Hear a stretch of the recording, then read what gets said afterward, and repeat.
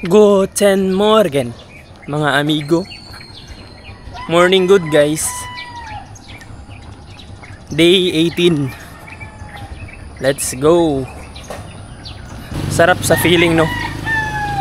Yung sinasabihan ka ng mga nakikita mo na pumayat ka. Yan yung magandang epekto ng pagja-jogging. Or hindi, balance diet. Kasi nagja-jogging ka pero malakas ka kumain, ganun pa rin. Dapat tama lang, balance lang. Jogging tapos saktong kain, healthy.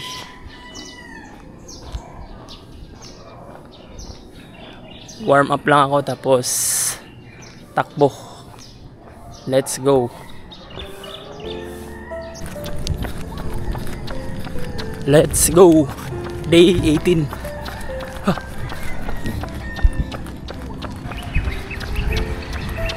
1 kilometer. Let's go. Slow run lang muna tayo ngayon. Importante ma-reach natin yung 5 kilometers. Few days from now, doon na natin hit yung PR natin. Relax lang muna ngayon kasi bugbog yung katawan ko kahapon sa tennis. Kaya slowly but surely lang muna ngayon. Let's go.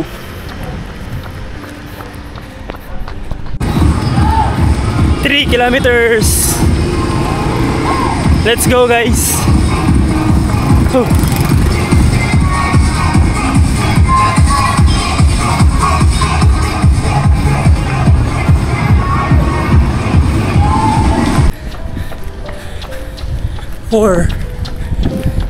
Four kilometers. Slowly but surely. Easy run lang muna.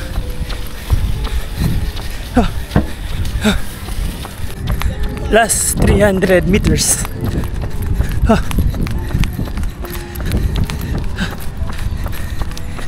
300 meters.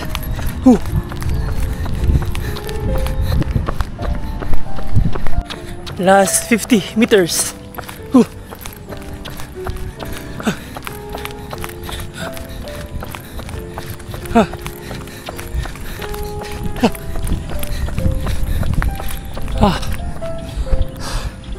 5 kilometers done. Easy run lang.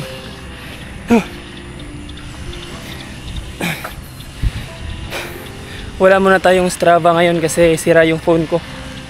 Pero sure naman ako na 5 kilometers kasi may Apple, smartwatch ako.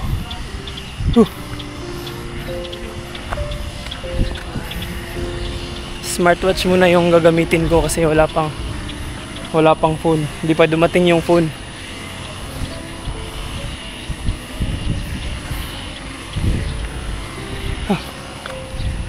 Mga next week pa dadating yung phone ko. Ganda ng mga bahay dito. Cool down lang ako, guys, tapos start na ako ng workout. Let's go.